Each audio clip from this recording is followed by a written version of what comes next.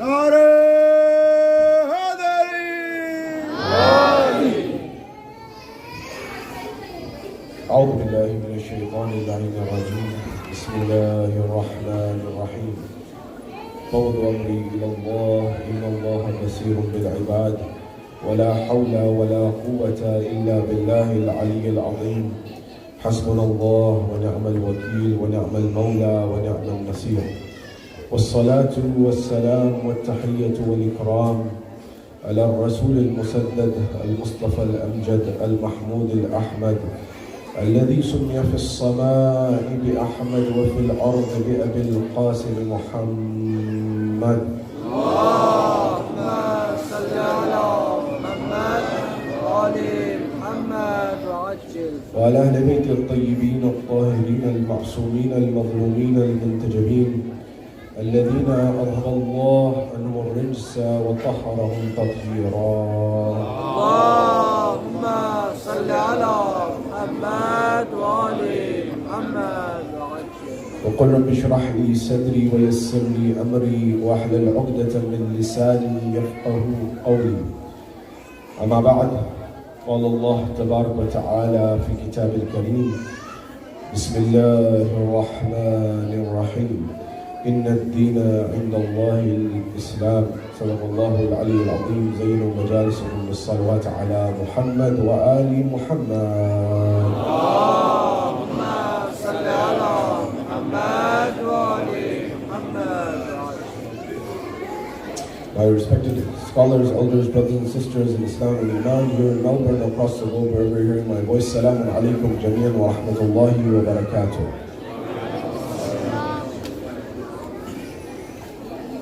Question: do I need religion in the 21st century?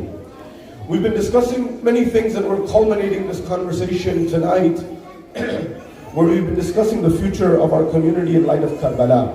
And I want to just highlight a few elements of this equation so that we can connect the dots very quickly and get to our manzil, inshallah, from here and beyond. But before that, there's a request to please move forward. There are many people in the back. If you can please come forward. Sallu ala Muhammad wa ali Muhammad.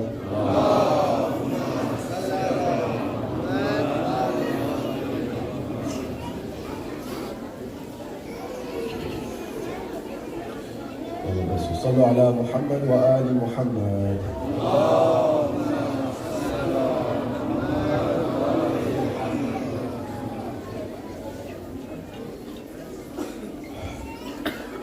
على حب فاطمة الزهراء صلوا على محمد وآل محمد. اللهم صل على محمد وآل محمد.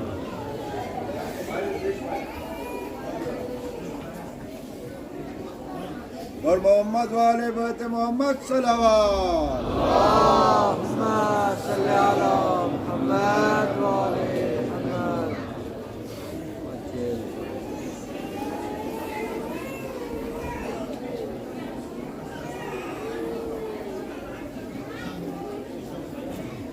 نعره حیدری.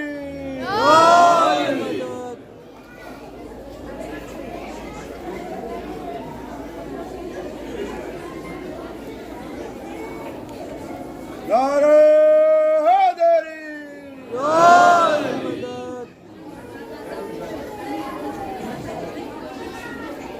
صلوا على محمد وآل محمد.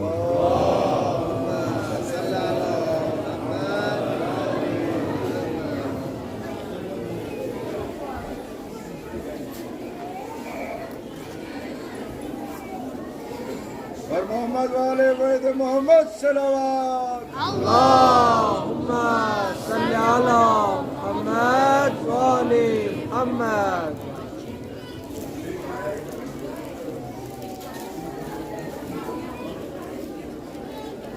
نعره حیدری.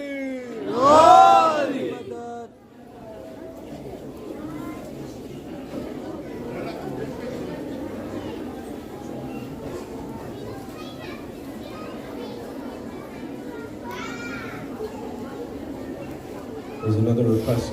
There's many more people who are trying to get in. Please, as much as possible, please try to come forward. Sallu ala Muhammad wa ali Muhammad.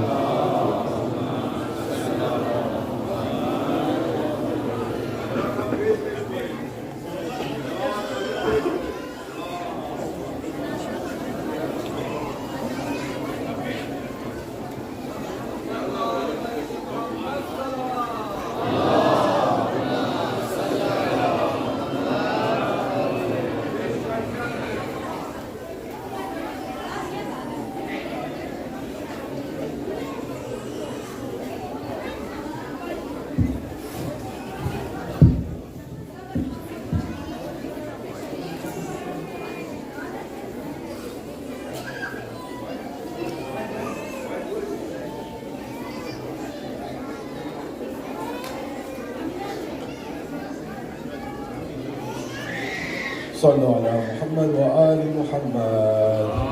اللهم صل على محمد وآل محمد. Tonight, the essence of what I want to discuss with you in Shab Ashur is your identity. Why are you and I here? And what does it have to do with my identity? As in, what should you be known for? What should we be known for? And what is our goal? And where are we going? And that is, does it mean that when we have Ashura tomorrow, inshallah, does Islam end after that? Does that mean I go home after that and then, inshallah, fi amanillah until next year? Or does Islam invite me to be active in every era and every time in some way or the other? Therefore, I want you to think about, who are you as a follower of the Ahlul Bayt? Who are you as a follower of Rasulullah, as a follower of Ali ibn Abi Talib, as a follower of Imam al-Hussein alayhi salam? And what will you do? What is your responsibility? What will you take on board as a Shia of Haydar al-Karar, as a Shia of Amir al-Mu'mineen? That means, if Imam Ali alayhi salam, in every time, in every moment of his life, he was struggling either on the battlefield, in Badr and Uhud and Khandaq and Khaybar, or in the fields when he was plowing the lands and he was building gardens, and those gardens became the form of the economics and the economic stability and financial stability of his family and others in the community, or when he was the Khalifa of the Muslimin and he was looking after the poor, the orphans, the widows. Amir al-Mu'mineen was in a state where he was constantly struggling. The same you will notice with Rasulullah, of course, because Ali learned from Rasulullah. The same you will learn from the life of Imam Hassan, Imam Hussein, and all of the Ahlul Bayt. Therefore tonight, I want you to look at Karbala as a philosophy. Karbala as a living, breathing philosophy. That is, it's not just something that happened 1400 years ago. It invites you and I to live right now in this very moment in time. Meaning what? At every era and every time, the Imams had a different approach to the same goal. All of the Imams, according to our ulama, they had one goal. The goal was Hifzuddin wa Hifzuddima. Hifzuddin meaning what? The preservation of the deen of Rasulullah, of Islam. They all had that common goal. And number two, Hifzuddima, the preservation of blood. Blood of who? Blood of the believers, blood of the faithful. The Ahlul Bayt were trying to minimize bloodshed. They were trying to save lives. So every Imam took the approach based on the zaman and makan for the needs of the time and the space of that time. So when it came to the Imam, the third Imam, he found Imam Hussein needed to rise. But remember, when Imam Hassan left this world for 10 years, Imam Hussein abided by the sunnah of Imam Hassan. He didn't fight. Until Muawiyah died and appointed Yazid, then and only then he rose. But when you come after that, Imam Sajjad had a different approach. He did tabligh in a different way. He did tabligh through the du'as of saying Sajjadiyah and the rights in Risalat al-Huquq. When you came to the time of Imam Baqir became the bridge between the heart and the mind of Tashayyu, of Shi'ism. The heart which had seen Karbala and the tragedy of Karbala, and now he brought the bridge into the intellectual domain of the knowledge of Ahlul Bayt. And then his son Imam al-Sadiq built on that. But then again, Imam al-Kazim was in prison for so many years. He had to deal with a different environment. And then when you see Imam al-Rida, he had a different environment. He is becoming the wali ahad of the government, of the rulers of the time, because he has to. And then you go through all of the Imams, they had a different approach based on zaman and makan. So now, as followers of Ahlul Bayt, as followers of Amir al-Mu'mineen, as followers of Rasulullah, as followers of Imam al-Hussein, what is our goal here? What is our mission here? Why are we here? You heard last night, from the political standpoint, there are more followers of Ahlul Bayt that will come to these shores. What are you and I doing for them? What are you and I doing for those abroad who need our assistance and help? That is, Allah may ask you and I that you had the facilities of a modern developed society. You had access to the education there. You had access to the political system there. You had access to the voice there, and the media there, and the academia there, and you go down the list. What did you do within your ability to help the broader community and society? By the way, not only your own community, but also those people who are part of this society who may be suffering. They don't even know the Ahlul Bayt yet. But everyone is on that journey. So I want you to look at living Karbala as a philosophy. If Imam Hussein alayhi salam went to Karbala on the 61st year of Hijrah on the plains of Karbala, and he gave his life along with his companions and his family, and we say to Imam al-Hussein that if I was there with you on the Yawm Ashra, on the day of Ashra, I would be with you. Bi-abi anta wa ummi. That I would say, I'd give my life for you, my parents' life for you.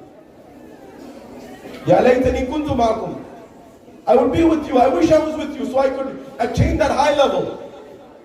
But maybe, okay, maybe the plains of Karbala are not there right now for you to go and fight in battle. But how will you use what is in your ability and the inspiration of Imam Hussein to say, Imam Hussein, you sacrificed 1400 years ago and you gave it with your blood and your life and your companions and your family. I'm going to do what's in my ability to struggle to raise the awareness and the banner of the true Islam, of the true Islam of Ahlul Bayt. So for you it may be, I'm working right now and I'm young, but I don't know how, but I want to get an education. And I want to get this education for the sake of becoming an ornament as a follower of Ahlul Bayt. I don't know how I'll do it now, but I'm making the intent and the determination that this will be my struggle for Ali Muhammad. So I'm going to pursue that. Or you may say, I want to do entrepreneurship and business to get closer to Allah subhanahu wa ta'ala, to follow in the struggle of Imam al-Hussein, because that's also a struggle, and I'm going to use that to help other people. You know, I've met many very, very wealthy people in our communities. There's a secret that some of them have. Some of them, they make the Imam their business partner. 1%, 2%, 50%, it's up to you. How much? But that portion, they make the Imam, and they use that income of that percentage towards development in the name of the Imam. And many of them have had tremendous success. Or it may be political activism. For example, if someone says something in Parachinar against the followers of Ahlul Bayt, you and I as followers of Ahlul Bayt here, living in Australia, there's a reason you're here. So maybe that means you write, you speak to the elected representatives, the likes of who came yesterday, and you say to them, look, we as followers of Ahlul Bayt have been persecuted for a long time. And this is your struggle in light of Karbala, then maybe people won't listen to you right away. But over time they will. Why? Because you as a populace, the numbers, look at the numbers here. Look at the numbers throughout Melbourne. Look at the numbers of the followers of Ahlul Bayt throughout Australia. Look at the numbers of the followers of the Ahlul Bayt throughout the Asia Pacific. Look at the number of the followers of the Ahlul Bayt throughout Asia and Africa and America and Europe and throughout the world. Those are numbers. And as you know, politicians need numbers to get votes. Similarly, but you and I, when we have something that we're interested in, the betterment of the broader Australian society, as well as for our own brothers and sisters who may be here or abroad or otherwise. I'll tell you something. If you're not at the table in these conversations, remember my words. If you're not at the table, you are on the menu. Meaning what? That you're not going to be someone whose views are going to be taken into consideration. For example, I'll give you my own example. When I was studying in grade school, secondary school in the US, I had to read a book called Night by Elie Wiesel. Interesting book, and it was on the Holocaust. Why? Because a law had been passed in my state that this is a book this is a subject that needs to be taught to children in schools. But you and I were not at that table and said that, you know, that's fair, why not teach that? Very good. But also, why not teach Karbala? Why not teach Imam Hussein? Why not teach what happened on the plains of Karbala? That should also be taught in addition. But if there's no one to raise the voice to tell the world who is Imam Hussein, then who's going to stand there and sit in that meeting to tell them this? Representation. That's why I want you to live Karbala as a philosophy. That is, when you say, Alhamdulillah, my food is taken care of, my house is taken care of, my clothes are taken care of, my immediate family is taken care of, Alhamdulillah. Did Imam Hussein say that? That, oh, okay, everything's good. I'm going to stay back. I told you the other night that Bibi Zainab, her husband, was the wealthiest man in all of Arabia. IMF, World Bank, all in one. The governments needed loans, they would come to him. She could have said, I'm not going to go, I'm going to stay back. Did she do that? No. As a follower of Ahlul Bayt, you should always be struggling towards going to a higher manzil, a higher maqam, a higher position. and fighting and struggling, whatever your approach is, to do the right thing, to make the world a better place for others. And one of the things that necessitates is sometimes you have to know how to work together. And if you don't, you may suffer. Remember this. Culture versus religion. Did Allah subhanahu wa ta'ala allow culture or not? Or is culture wrong? Thaqafa. Some people say, get rid of all of this culture, we don't need it. And some people say, we only want religion, we don't want any culture. And some people are the other way, they say, we only want culture, we don't want any religion. That also happens. And in that environment, what did Islam say, what did Allah say? Whenever it comes to this, there are three things. The reason why Islam came to Mecca in the year that it did, in the 7th century, was very particular. It was not a coincidence. Allah has a system, and that system is when His religion comes to the world, one of three things happens. Either it absorbs elements of the culture, rejects elements of the culture, or transforms elements of the culture. Remember my example. People say, oh, we'll get rid of all of this culture. This will happen at some point in time. But remember, religion has never existed without culture. Culture is like the aquarium. You know, in the aquarium has glass on all sides. And inside is water and fish. The water and the fish are the religion. The water is the religion. The container, the glass, is the culture. So when you say get rid of all culture, what you're really doing is you're swapping one culture for the other. You're changing culture for another, which has happened. But stay with me here. Either three things happen. Either it accepts, rejects, or transforms. Example, when Christianity came amongst the Romans had certain things that Christianity accepted, certain it rejected, and certain it transformed. For example, their systems of organization, perhaps Christianity absorbed. Or things that were rejected, the class system and the racism, it rejected. And then when it came to transformation, it transformed things like their art. For example, they used to do art in marble. Christianity said, we will do artwork in the name of Christianity in this marble work. Now come to Islam. In Islam, the same thing happened. There are elements and aspects of the culture of the Arabs that Islam absorbed, aspects it rejected, and aspects it transformed. So what did it absorb? The Arabs, even before, they had many problems, but one of the things that they had even before Islam was generosity, sakhawa. They were very generous. And they looked at it, they looked down on it if you were not generous. So generosity, Islam said, is a good trait, absorbed. What did it reject? It rejected racism. Not my words. The Emir Stein Institute in the United States, along with researchers at Rice University, they said, who is the first documented anti-racist in history? They said the first documented anti-racist that we know in history is Muhammad. Why?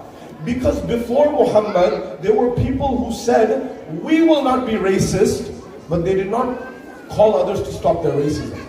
Muhammad, when he said, no Arab is better than a non-Arab, no non-Arab is better than an Arab, except on the basis of taqwa, no white is better than a black, or no white is better than a black, no black is better than a white, then he said, that was the first documented statement of anti-racism, according to that institute.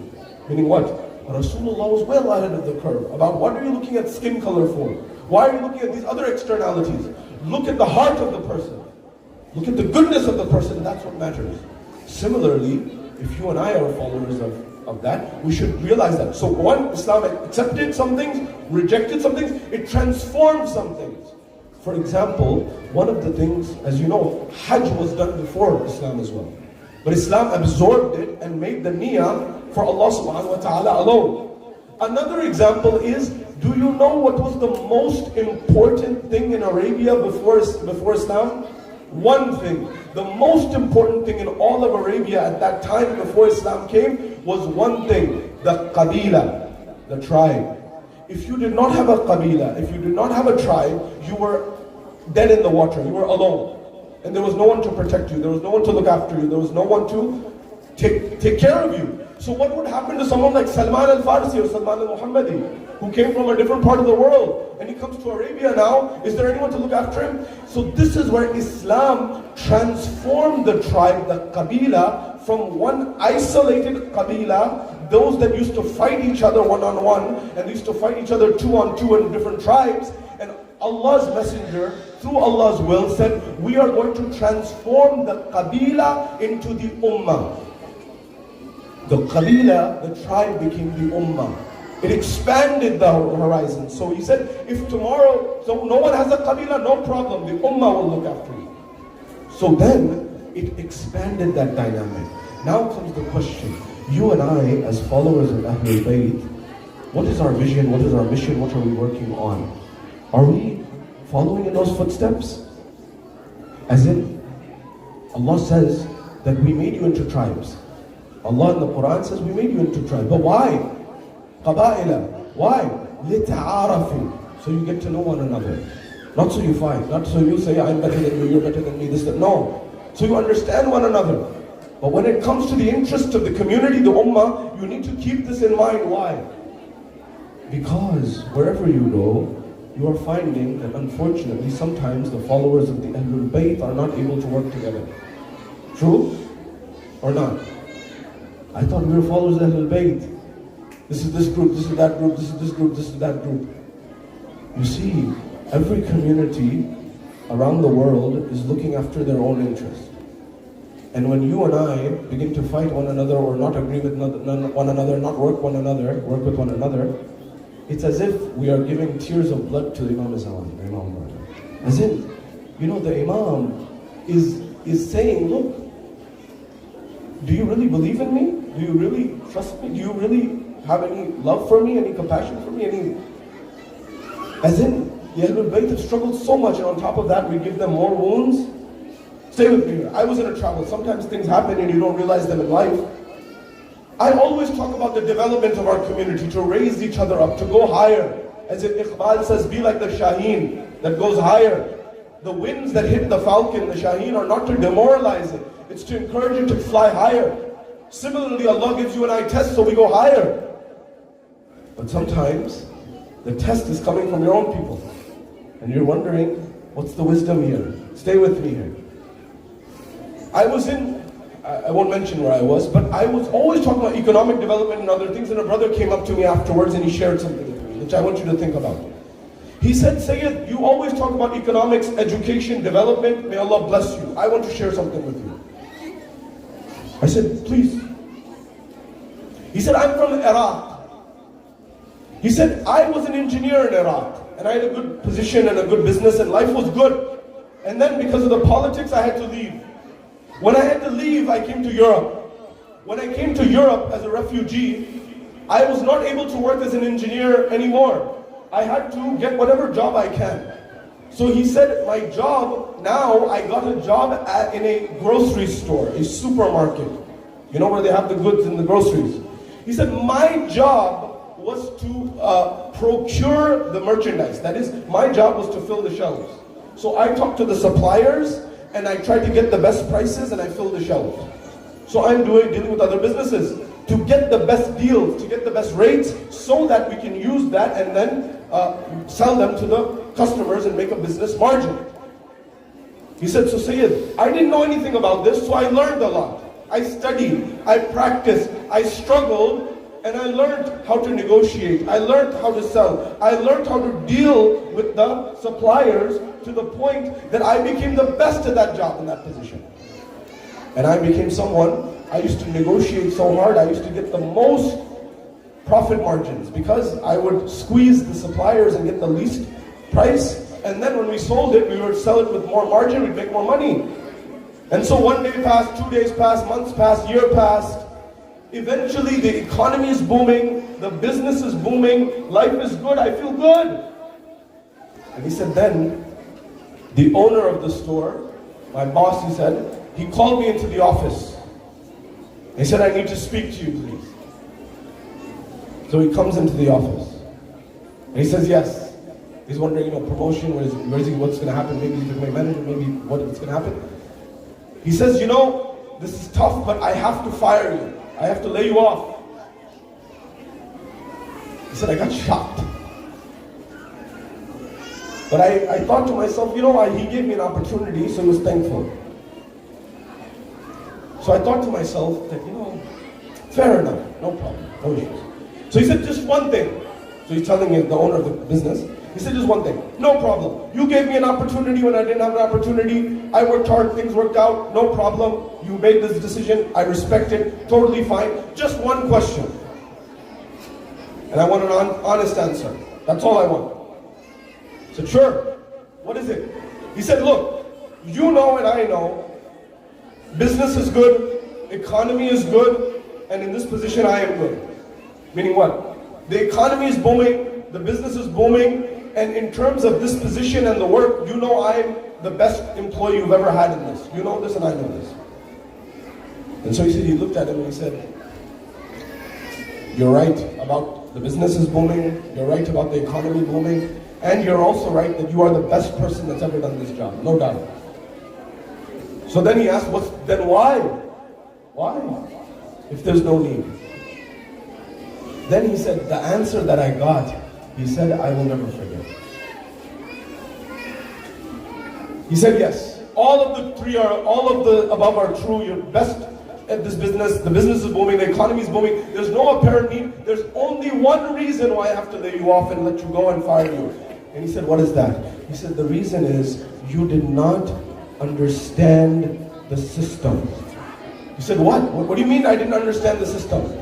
He said, you see, the thing is, you negotiated very hard with the suppliers and you got the best price and you helped us get higher profit margins, but you didn't realize one thing, and that was this. All of my suppliers are part of our system, meaning all of my suppliers are from my community. And when you pinch them and you negotiate so hard with them, they suffer. And when they suffer, as a result, our community suffers. And I cannot allow that, and we cannot allow that. Therefore, I have to let you go. This level of alignment in the better interest of the community has led that community to succeed in almost every avenue in life. And you can imagine who I'm talking about. So similarly, when it comes to this, what is our vision as followers of Ahlul Bayt? Would we do this? Have we come to that realization that perhaps we should collaborate, we should work together to try to do something, to build something? I want to share one thing with you as we're drawing towards our conclusion. Look, when Karbala happened, what happened after Karbala? And if you read the books of history, you'll find the ulama will tell you that after Karbala, Imam Sajjad had his own struggle. You know what Imam Sajjad's struggle was? Imam Sajjad's struggle was, he had to do three things. Number one, after Karbala, there was some lack of clarity amongst the followers of the Ahlul Bayt as to who will the Imam be. Because it was Imam Ali, then his son Imam Hassan, then not his son but his brother Imam Hussein. So some people were saying, will it be the brother or will it be the son who will be the Imam afterwards? Right now it's clear for us, but at that time, some people knew the riwayah that Rasulullah had already said, after Hassan and Hussein there will be no other brothers that are Imams. But some people forgot this. So according to riwayat, Muhammad Hanafiya, one of the sons of Imam Ali, he declared his imam. So some Shias began to follow him. Now Imam Sajjad has to explain to the Shia community, now there's a rift, there's groups. One group is following Muhammad Hanafiya, one group is following Imam Sajjad. So he said to my uncle, now look, he could have said, Imam Sajjad could have said, his uncle, my uncle, I'm the Imam, sit down, you have to listen. But look at the adab and the akhlaq of Imam Sajjad.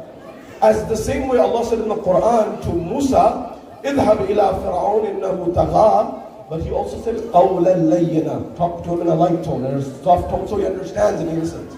Sometimes when you use harsh tone, it does more damage than good. The person doesn't listen. They become more arrogant sometimes. So he said, look, Imam Sajjad has to explain to you. He said, my uncle, why don't we use Hajr al-Aswad to try to understand who is the truth? And then they went to Hajr al-Aswad, and Hajr al-Aswad gave witness that Imam Sajjad is the Imam. Now, Imam establishes his Imamat, number one. But he now has to bring the community together. Because the other group, when groups emerge, they say, even when things are proven wrong, it's difficult for them to say I was wrong. Human nature. But the Ahlul Bayt teach you, no, you shouldn't be like this. So now the Imam had to bring together the Shia community. How did he bring together the Shia community? He used the azah of Sayyid al-Shuhada. The riwayat say that he would always tell people that I don't go to happy gatherings, I don't go to celebrations or weddings after Karbala, but if you have a majlis of my father, then maybe I will attend. And he used to attend. But how sad is it that sometimes in our world today, followers of the Ahlul Bayt are using the same majlis of Imam Hussein to divide people, to bring people apart. Is this Islam? Is this the Islam of the Ahlul Bayt? Who will change that? Your generation has to change that. To say that what's important here is the zikr of Sayyid al-Shuhada. I'm not the one who's important. Me as an individual doesn't matter. It is the zikr and the azab Sayyid al-Shuhada that's important, that needs to be commemorated. Because that gives us life every year, year after year. And finally, in that environment, Imam Sajjad had to explain to people what is true Islam in an era of Banu Umayyah, where there was strict surveillance, strict censorship, strict difficulty. You know, censorship was not only in that time, censorship is also now. There's censorship even going on in our communities, it happens, doesn't it? Even in terms of when it comes to the Ahlul Bayt, we as followers, do you know that some Shi'as are in taqiyya against other Shi'as? It happens, believe me. So as followers of Ahlul Bayt, if this is the environment that sometimes has emerged, how will we change it as followers of Ahlul Bayt? We should be concentrating on this. So what did the Imam do to spread Islam in the environment of Banu Umayyah? He used the du'as of Sayyid al-Sajjadiyah and Risalat al-Huquq. Now, stay with me. Live Karbala as a philosophy. And think about this for a moment. Why do I need religion? Why do I need Karbala? Why do I need all these things in this era, in the modern environment? And I'm answering this question for you and the next generation. Remember this. Emil Durkheim, he wrote a book in 1897 called Le Suicide. In English, it translates suicide. And he was living in Paris. He was a professor at the Sorbonne, the University of Paris, where Dr. Ali Shariati got his PhD. And he was teaching there, and he was looking at, he was one of the fathers of sociology, the studies of societies. And he was looking at France, but he was also looking at Italy, England, and Holland, the Dutch. If you look at the superpowers of the world today, you'll find it's perhaps the US, and before them the British, and before them the Dutch, and before them the Ottomans. So in this era, the Dutch were most advanced, and the Italians were the most agricultural, farming society. Stay with me here. And England was in the middle. It was partially agricultural, partially industrial. And this was 126 years ago. And what Durkheim looked at, he looked at what happens to society when industrialization increases, when economic development increases, when modernity increases. Many good things happen. But one thing happens that's not so good. What is that? Durkheim compared Italy and England and Holland, or the Dutch, or Netherlands, and he realized that as industrialization increases, the suicide rate in society increases, which is still true till this day. That is, people become much more unhappy. And this is as true in France and Italy and Holland and England as it is in South Korea and Japan. So what is it that we need? Why? According to Durkheim, he said, there are a few reasons in his opinion as to why this happens. And keep these in mind, they'll help you in the future. He said, number one, society is moving in an industrial economy. They are moving from community-based to individual-based. Community-based, meaning in a community-based society, there's pros and cons. Pros is you have a family structure, you have a tribe system, you have a system of community. But individual system, you maximize yourself as an individual. There's pros and cons on both sides. So in an individualistic society, you do what's in your interest as an individual. So if that means I go to the best school and I leave my family, so be it. Or if I get the best job and I go across the world, so be it. I have to maximize my potential as an individual. But sometimes this comes at the cost of family. So for example, there's another element of this.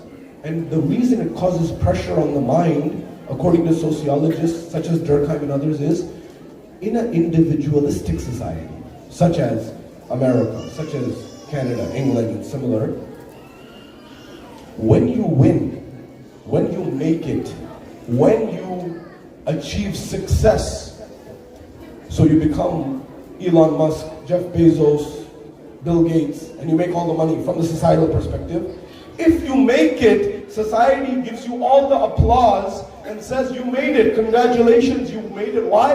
Because of hard work. But if you don't make it, then society puts you in a much crueler place. Society says you didn't make it because you didn't try. And that's not always true. So this is one of the things that causes the pressure in the mind for a young person. Especially those community leaders, pay close attention to what I'm saying. You're going through this right now. We're going through this in America right now. Number one. Number two, he said that another element as to why this is happening and what in his theory as to why gross unhappiness was increasing, he says too much hope. Now, hope, ummeed, is a very good thing. Allah subhanahu wa ta'ala in the Quran tells us this. Like, number one sin, shirk. Number two is to lose hope in the mercy of Allah. It's a sin. Allah does not want you to lose hope. لا تقنطوا من رحمة الله إن الله يغفر الذنوب جميعا. Do not lose hope in the mercy of Allah. Allah forgives all and whoever He chooses to. Now, but too much false hope can also be a problem. Example, have you heard of the Paris effect? If you go to Japan, there's something known amongst Japanese called the Paris effect. And the Japanese, some of the Japanese tourists, they have a dream that they are going to go to Paris. And they're going to go to Paris, and they're going to land in Paris, then they're going to go to the hotel, and then they're going to go on the tube and the subway and the metro, and then they're going to get to the Eiffel Tower, they're going to go up the stairs, they're going to open their eyes, and they're going to see the Eiffel Tower, and they're going to be happy like they've never been happy before. And so, they book the flight, they book the travel, they go from Tokyo to Paris, they check into their hotel, they drop their bags off, they go in the tube, they go in the metro, they go through the subway, and then they get up to the Eiffel Tower, eyes closed, and they open their eyes, and they fall into a depression, literally a physical depression. Why? Because they're like, this is just a tower. We have 50 of these in Tokyo. What's the big deal? The same thing sometimes happens in our world. We think, you'll become a multi-millionaire, billionaire, trillionaire, and after I become that, then I'll be happy, alhamdulillah. And you get there, and you're like, it's not very different. Once my basic needs are met, it's not very different. So how do you use that extra income? You don't use it on getting the nicest car. You get the nicest car you want it, not haram, no problem. But you will get happiness through helping others. That will give you a sense of meaning. The book is called The Paradox of Generosity. You can read it. The book tells you how is it that when you give more, you actually get more in your life, in terms of happiness and many other factors. So number two, Durkheim said, is because the society gives you this false hope that you will have this amazing life. Doesn't Disney do this? It tells you your spouse, your perfect husband is somewhere out on the other side in Norway or somewhere like this. And you have to go find that person, when in reality, maybe the perfect candidate for you to marry is in your own city, your own town, and you'll be much happier. But the dreams sometimes are good and sometimes they're very problematic because they give you a false sense of reality. Number three, Durkheim says, too much choice. Too much choice? Too much hope? Too much, now number two, too much choice? Well, how can that be bad? I thought choice is too good. Even choice can be too much in some sense. Choice is good. Freedom is good, no doubt about it. But we're talking about what happens in the mind. So read this book, I want you to read it. It's called The Paradox of Choice by Dr. Barry Schwartz. Dr. Barry Schwartz, in his book, The Paradox of Choice, he shares a study. He's in the United States at Swarthmore College. He said, look, I sent two groups into the grocery store, in the supermarket. Stay with me here, please. This is a very important thing that I'm mentioning, especially on a night like this, so that this message can come across. He said, I sent group A and group B. Group A, I told them, pick between these 4 breakfast cereals. These 4 cereals. And then group B, I told them to pick between these 20 breakfast cereals. And then he asked, Group A, how many of you are satisfied with your decision, happy with your decision? And in Group A, who picked between 4, they all said, we're very happy, no problem. Then he asked Group B, the one who had to choose from 20, how many of you are happy? And they all said, if we had more time, we would have picked something else. This is not about cereal, this is not about breakfast, this is about life. we are living in this life where we're never happy and satisfied because what is in front of us we don't appreciate. We take that for granted. We have our mother, we have our father, we have our siblings, we have our loved ones, and then we are looking on social media or somewhere else. Social media has many good aspects, but remember one thing, social media is a highlight reel. Does social media show you the worst parts of society or best? So you open your social media and you go to Facebook or Instagram or Twitter or whatever it may be for you, or TikTok, and you see someone's in Australia, someone's in the United States, someone's in Canada, someone's sitting in Scotland, someone's sitting in Ireland, someone's sitting in the Maldives, someone's sitting in Bali, someone's sitting somewhere. And you're like, I'm sitting here in Melbourne, on the east side, what am I doing with my life? But no one tells you the difficulties. No one says, I got a ticket today, I got pulled over today, I ran out of money today. No one's saying that. They're only telling you the positive. So you start thinking no one else is having problems in life. Whereas everyone's having problems in life, or they're not living. And so that's really the essence of realizing what is reality and what is false. So the next element of it is the paradox of choice. Be grateful for what you have, and also strive for higher planes. So don't just go for the next thing and not appreciate what you have at the same time. Third element. Fourth element, as we're drawing to a conclusion here. The fourth thing that Durkheim said as to why he believes mental health challenges were increasing in a society that's industrial, he said the family structure breaks down. Family structure gets affected. I'll give you an example. In America, in cardiology and sociology, there's a phenomenon called the Rossetto effect. In the 1950s, cardiologists, doctors who are heart specialists, and sociologists, they looked at one town in Pennsylvania, and they said this town has 50% less cardiovascular heart disease than the rest of the country. So they said, why? How is that possible? So they said, we need to launch an investigation. Their hypothesis, their guess was, they must not smoke and they must not eat fat. But when they went to the town, they found out they all smoked cigars and they all ate fat. Don't do that, huh? I'm not done yet. So then they said, what's going on? So they said, we must go further in the town and see their culture. And what they realized was, this was a town of Italian immigrants who had brought their culture from Italy to America with them, and they lived together in a family environment. For dinner, they would all come together and they would all cook together in pots, and they would all sit together and eat. And so what was happening was, the sociologists and the cardiologists said was, their social psychology, the way they were living, was helping them be healthier as human beings. If you want evidence of this, there's another book called Blue Zones. Blue zones are the 6 places in the world where there are the most centenarians, people 100 years or older. For example, Okinawa, Japan, or places in Africa. One community in America called Loma Linda that follows a biblical diet. But they said some things are diet and exercise, some things are culture. They said, for example, in Japan, it's not like Australia or Canada or America where everyone wants to be young. Everyone wants to be, I'm 20, I'm 19, I'm young. They actually look up to age as wisdom.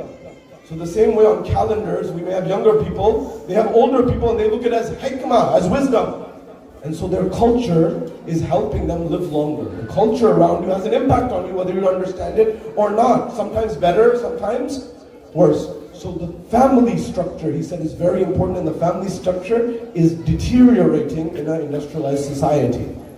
I'm telling you this because around you, you may not realize it, but in places like America, Canada, Australia, and England and others, the family structure may be crumbling. And that has an impact. Whether you realize it or not, that puts pressure up here. The final reason, and I'm concluding here, according to Durkheim, as to why he believed that mental health challenges increase in a developed industrial economy, he said religion declines. Although he was not the most religious person in the world, but he said something. He said, we need religion now more than ever.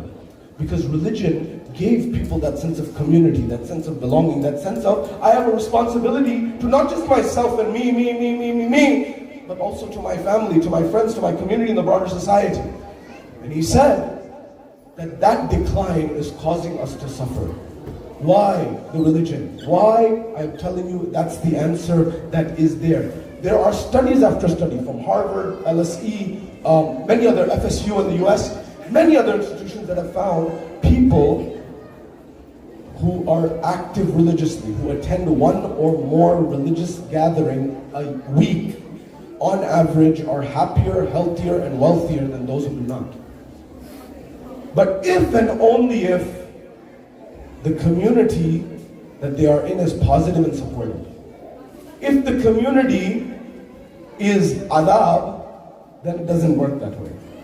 So that means, as follows, we should make a positive environment. Now, final thing that I'll mention, because I don't know what life has in store, and then we'll go straight to Messiah. Remember this, if nothing else. Learn from the history of others. Imam Ali in letter 31 of Nahj al-Balagha, he says to his son Muhammad Hanafiya, he says, my son, I studied history until it was as if I was walking amongst the ruins of past civilizations. And I saw what brought them good and what brought them harm. You and I must study history like Imam Ali alayhi salam, but Huxley, Toynbee, you name it, all of the major historians said there is one lesson that history teaches us, and that lesson is that man does not learn from history. Because we don't learn from history, history repeats itself, or at least it rhymes. I'm telling you this so you do something about this right now. There's a book, it's called Religion and Immigration, edited by Dr. John Esposito. He's one of the main authorities of Islam in America. And in this, they talked about the experience of other religions that came to America before the Muslim community and others. And I want to share this with you. The first documented instance, the year is 1623. Come with me on this journey. The year is 1623. The heads, the management, the leadership of the Dutch East India Company, they write a letter. Sorry, the Dutch West India Company. As you know, there's a huge company that is East and West. The leadership of the Dutch West India Company, they wrote a letter to Peter Stuyvesant. Peter Stuyvesant was the governor of New Amsterdam. New Amsterdam, you now call that New York. It used to be called New Amsterdam at the time. The Dutch were there first, similar to some history here. Now, they wrote a letter to the governor of New York, and they said, we want to relocate 23 members of our community from Brazil to New Amsterdam. We want your permission. They wrote back a one-line response, and they said, we cannot. Stuyvesant wrote back a one-line response, said, I cannot accept them because if they need help, if they need money, if they need a place to stay, who's going to pay for that? I don't have the money to pay for that. And the management of the Dutch West India Company wrote a one-line response back saying, you have nothing to worry about, they will be taken care of by their own. That was the first documented history of the Jewish community in America. Now, 100 years later, this first generation of the Jewish community that came to America, 100 years later, historians said there was not a single person who identified as Jewish throughout America. This lesson was learned. Now, the second wave of this community came in the 1800s, 200 years later. And they said, we are not going to make the same mistakes that our ancestors made. We are going to bring our top rabbis, our top intellectuals, our top poets, all of the intelligentsia from throughout the world, and in particular Europe, and they're all going to come so that we keep our identity. Now stay with me. Despite all of their efforts, this second wave that came in the 1860s of this community, historians said, the first generation of the second wave, these ones who came in 1860, historians said and sociologists said that their first generation that came in 1860 with all of the scholarship, their first generation were Orthodox. traditional. The second generation were conservative. Not as traditional, but still practicing. The third generation were reform. Reform means they had changed totally. The final one, not my words, this is what the researcher said, was the fourth generation were de-Judaized. De-Judaized. They were no longer Jewish. Now, in that environment, you and I, in our playbook, we have the post 9/11 world to also deal with. So sociologists are saying for you and I, it may not be 4 generations, it may be 3. Maybe less. Who knows? And don't think that you can pack up and go anywhere because the world's a global village today. That's not the answer and the solution. What it means is, you have to plan and strategize in terms of what is it that you will do for the betterment of society so people see you as a value add to society. Example, when the same community came to America, people used to discriminate against them. People used to be very racist towards them. People used to say the worst things to them. Do you know how they changed things? It's mentioned in this book as well. So in Brooklyn and parts of New York at that time, if you could afford it, 150 years ago, it's not like today that there was nationalized health care. You know, today you go and you have coverage for seeing a doctor. At that time, if you could afford a doctor, the doctor came to your house, if you had the money. If you didn't have the money, you would use some household remedies and you would pray to God, you pray to Allah, or pray to whoever you're praying to.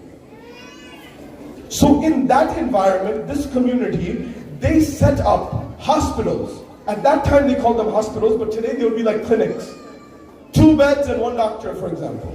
And they gave treatment to the people free of cost in these places, such as Brooklyn and other parts of New York. And that changed the narrative that people who were treating them badly, they began to say, hold on one second. We are making fun of them, we are discriminating against them, we're treating them badly.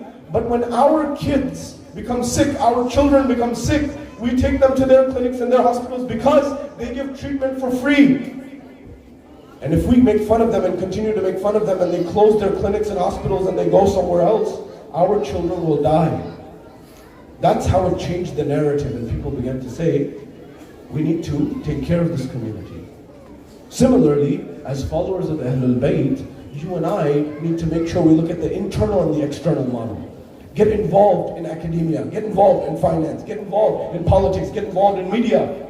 That is, as far as Ahlul Bayt, and we've done this in the US, and I'm sure you have done this, and I hope you've done this. If you haven't, you should have clinics. There is healthcare here, or other things for people who don't have them. Use the banner of Ali Muhammad and Imam Hussein to serve the community. And you'll see that people will say, these followers of Hussein, they're different. These followers of Abdullah, they're different. These followers of Islam are different. Otherwise, the writing is on the wall. And in that difficult uphill battle, you and I, let us not let it be that our biggest opposition is our own family, our own lovers of Ahlul Bayt, our own loved ones. Anytime there is a rift, think what this does to the heart of Ali Muhammad, what this does to the heart of the Imam of the time, what this does to the heart of Fatima Zehra. That is, how many of us are there, and what benefit could we have to society?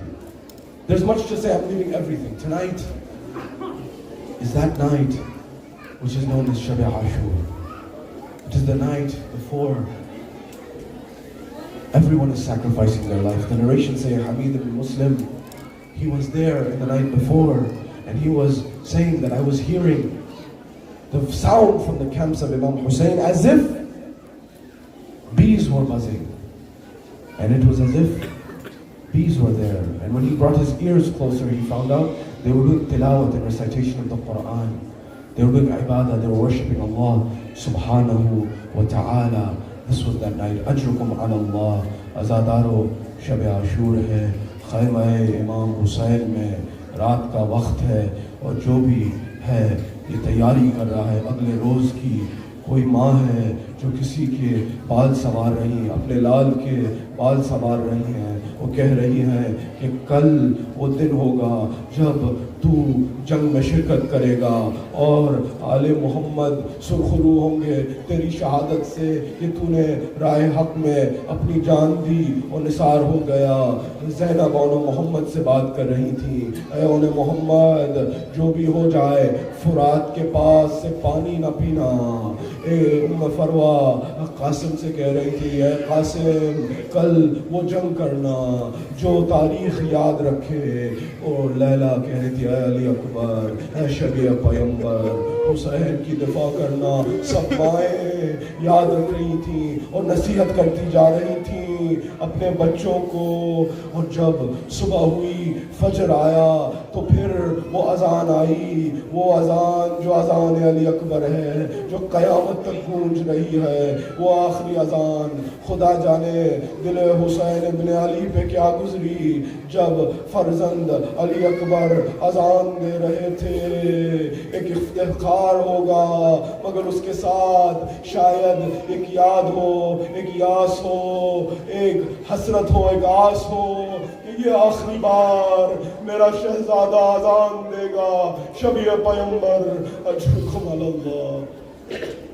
یہی رات ہے، پرسہ دیجئے گا امام زمانہ کو، پرسہ دیجئے گا فاطمۃ الزہرا کو، پرسہ دیجئے گا علی مرتضیٰ کو، پرسہ دیجئے گا رسول خدا کو۔ یہ جب دن ڈھلا اور جب دن آیا اور پھر جب ایک و ایک یکے بدیگر شہداء جانے لگے، حر گئے اور پھر حبیب گئے، مسلم ابن اوسجا گئے، آخر وہ وقت آیا جب اصحاب چلے گئے اور پھر امام کے اہل و عیال جانے لگے، بنو ہاشم کے نوجوان جانے لگے، اون و محمد گئے، شہادت پالی، قاسم گئے، پامال سم اسفا ہوئے، علی اکبر گئے، برچھی کھا کر سو گئے، اکبر گئے، عباس گئے، فرات کے کنارے سو گئے۔ آخر میں کون رہا؟ اجرکم علی اللہ، اجرکم علی اللہ۔ کیا حال تھا امام حسین کا اس مرحلے پہ۔ امام حسین آتے ہیں اور جب سب شہید ہو چکے، امام اکیلے ہیں اور ایک استغاثہ بلند کرتے ہیں اور کہتے ہیں، الا حل من ناصر ینصرنا، حل من مغیث یغیثنا، حل من ضاب یضب عن حرم رسول اللہ۔ ہے کوئی جو ہمارے مدد کو آئے، ہے کوئی جو حرم رسول اللہ کی دفاع کرے اور دیکھ بھال کرے اور ان کی مدد کرے۔ جب یہ سننا تھا تو خیمے میں بیویوں کی صدا بلند ہوئی، گریہ زاری بلند ہوئی۔ امام حسین پلٹے اور خیمے میں آئے اور کہا، بیویوں میں نے کہا تھا جب تک میں زندہ ہوں کوئی آواز بلند نہیں ہونی چاہیے، یہ کیسے گریا؟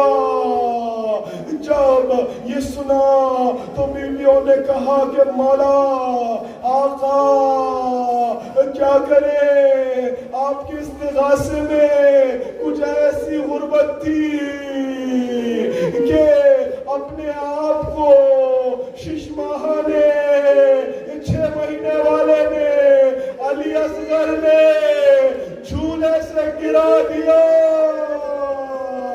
بیویاں گریا کرنے لگی، اجرکم علی اللہ،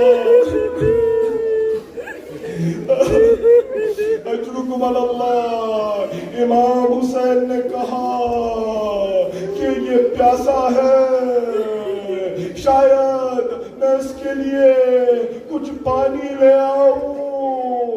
اے رباب مجھے علی اصغر میرے حوالے کر دو، ماں کی حسرت تھی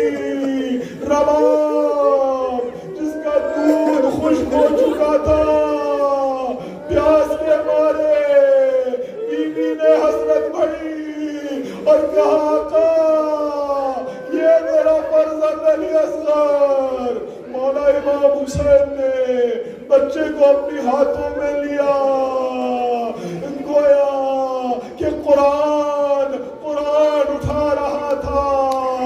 مولا امام حسین نے اپنے آبا کے دامن میں علی اصغر کو چھپایا اور پھر اشقیاء کا رخ کیا، مقتل میں اترے، اور جب مقتل میں اترے دور سے اشقیاء دیکھ رہے تھے، اور جب دیکھ رہے تھے تو کہہ رہے تھے کہ شاید حسین قرآن لے آئے ہیں، اور شاید یہ صلح کرنا چاہتے ہیں، اور شاید یہ جنگ کو روکنا چاہتے ہیں۔ جب امام آگے بڑھے تو امام نے اپنے آبا کا دامن ہٹایا، اور اشقیاء نے دیکھا کہ یہ ششماہ تھا جو پیاس سے بلک رہا تھا۔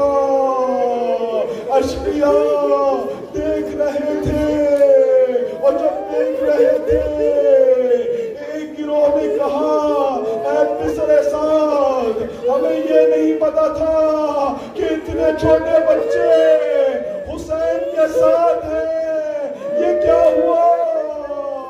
اور آپس میں اشقیاء گفتگو کرنے لگے۔ امام حسین نے کلام کیا، کہا ہے سپاہ شام، اگر تمہاری نگاہ میں میں قصوروار ہوں تو اس بچے نے کیا خطا کیا ہے؟ اس کی ماں کا دودھ خشک ہو چکا ہے، اگر ہو سکے چند قطرے پانی دے دے اسے تاکہ یہ جی لے۔ پھر امام نے دیکھا کہ کوئی جواب نہیں آ رہا تھا، ہلچل مچ رہی تھی سپاہ شام میں۔ امام نے پھر دیکھا اور علی اصغر کو زمین پہ رکھا، کہا کہ اگر تمہاری آنکھوں میں میں قصوروار ہوں اور تم سمجھتے ہو کہ اس بچے کے بدلے میں میں پانی پی لوں گا تو لو، اس کو میں گرم ریتی میں رکھ دیتا ہوں، تو خود پلا دے۔ اجرکم علی اللہ، اجرکم علی اللہ۔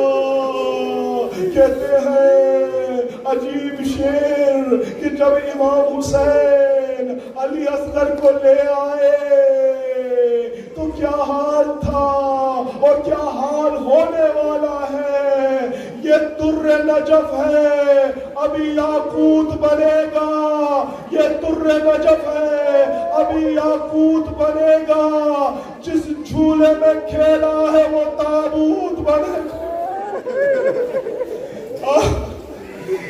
یہ در نجف ہے، ابھی یاقوت بنے گا۔ جب اشقیاء نے یہ دیکھا تو ہلچل ہوئی۔ پسر سعد نے کہا اے حربلا اخت کلام الحسین، حسین کے کلام کو منقطع کر دے۔ ادھر سے امام حسین نے علی اصغر کو اٹھایا کہ اے علی اصغر اعتمام حجت کر لے۔ علی اصغر نے اپنے سوکھے لبوں پر علی اصغر نے زبان پھیری، گویا اس طرف حرملہ نے نشانہ لیا، اور جب نشانہ لیا تیر چلا۔ بچہ امام حسین کی ہاتھوں پر جب تیر لگا، روایت کہتی ہے کہ تیر چلا من العضو الی العضو، ایک کان سے دوسرے کان تک نکلا۔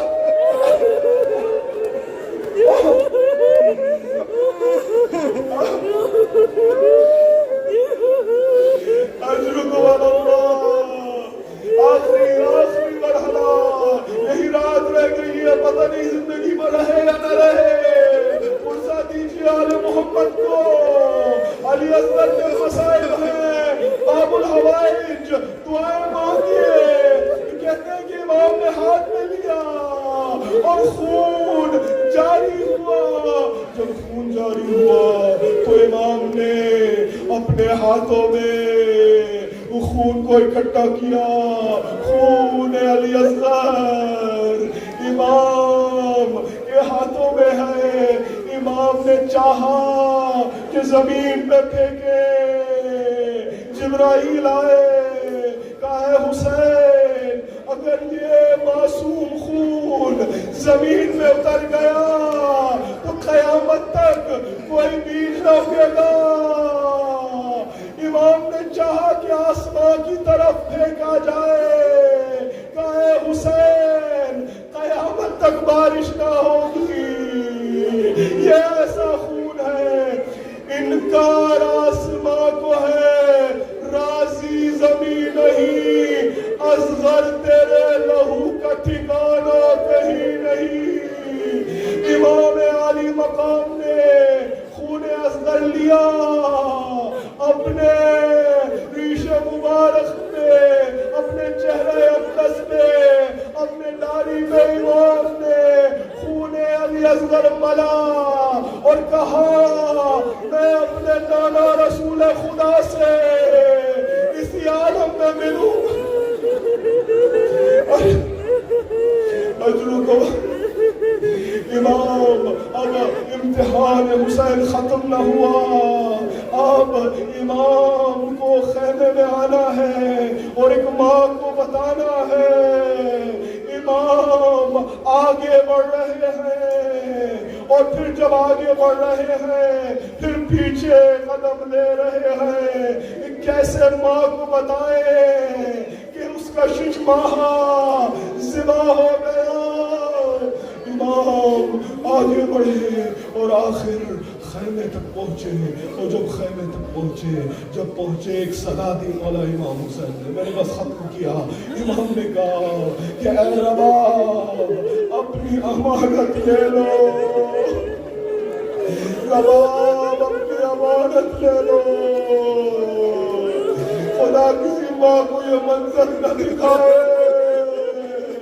رباب کی حسرت تھی، شاید بچے کو پانی مل گیا. بیوی آئی، امام نے ابا کا دامن پھیلایا. بیوی نے دیکھا، ایک جملہ کہا مصر کا ینہار یا بنیا، اے بیٹا کیا تجھ جیسے بھی نہر کر دیے جانے.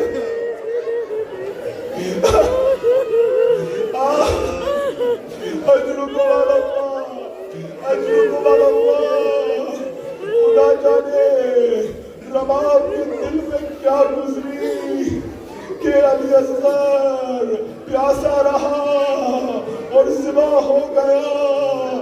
جب بیوی نے یہ محسوس کیا حسین کا امتحان اب بھی ختم نہ ہوا. کیونکہ اس ششماہے کو دفن بھی کرنا ہے. روایت ملتی ہے کہ امام خیمہ گاہ کے پیچھے چلے اور پشت خیمہ پہ آئے اور ایک ہاتھ میں علی اصغر کو لیا. گرم رہتی تھی، چاہا کہ بچے کو نیچے رکھوں مگر گرمی اتنی تھی. مگر اس کے ساتھ ساتھ بچے کو دفن بھی کرنا ہے. امام نے علی اصغر کو ایک ہاتھ میں آغوش سے لگایا، دوسرے ہاتھ سے اپنی تلوار کو لیا اور ایک ننھی سی قبر کھودی اپنے ہاتھوں سے. امام نے قبر کھودی اپنی ہاتھوں سے اور بچے کو ریتی میں لٹا دیا. خدا جانے امام حسین نے بچے کے ننھے منہ پر ریت کیسا ڈالا ہوگا. خدا جانے دل حسین. اجرکم اللہ. ختم کیا. دعائیں مانگیے. اس مرحلے پر حضرت میر انیس کہتے ہیں کہ زبان حال حسین ابن علی کیا تھا جب اپنے فرزند کو زمین میں دفن کر دیے. میر انیس کا بیت ہے کہ حسین نے علی اصغر سے کہا کہ ڈر ڈر کے نہ رونا علی اصغر, چلائے کہ ڈر ڈر کے نہ رونا علی اصغر, ہم آتے ہیں آرام سے سونا علی اصغر. اجلکوار اللہ حسین نے دفن کیا, علی اصغر نے امتحان دیا, رباب نے امتحان دیا, حسین کا امتحان ہوا. رباب کا ایک امتحان رہتا ہے, کون سا رہتا ہے؟ جب عصر عاشور ہو گئی تو شام غریبہ آ رہی تھی. اشقیاء نے سنا کہ بسر سعد نے کہا کہ ہر سر کا میں ایک انعام دوں گا. اشقیاء نے سر شہداء لیے. آخر ایک آواز گونجی کہ ہم نے دیکھا تھا کہ حسین نے اپنے ششماہا کو پشت خیمہ میں دفن کیا. بسر سعد نے کہا کہ میں انعام دوں گا, مجھے وہ سر بھی چاہیے. سپاہی شام اپنے نیزے زمین کربلا میں کاٹنے لگے. ایک ماں تیرے خیمہ میں کھڑی تھی, بارے الہا میرے بچے کی خیر.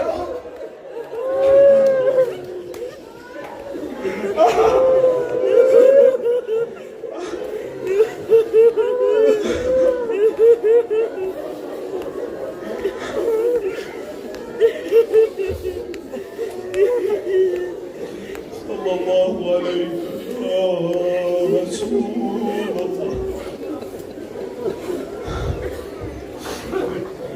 صلی اللہ علیہ یا امیر المؤمنین,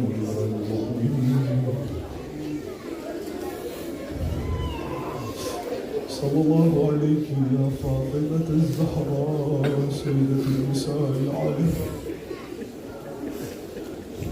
صلی اللہ علیہ یا حسن المجتبی. السلام علی الحسین وعلی علی الحسین وعلی اولاد الحسین وعلی اصحاب الحسین بعد الحسین. یا حسین یا حسین.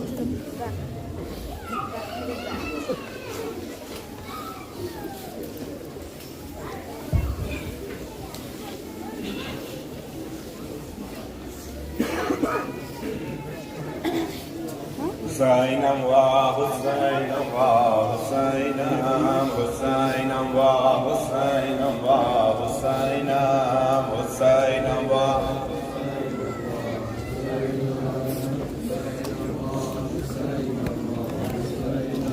مظلوماً و مظلوماً و مظلوم.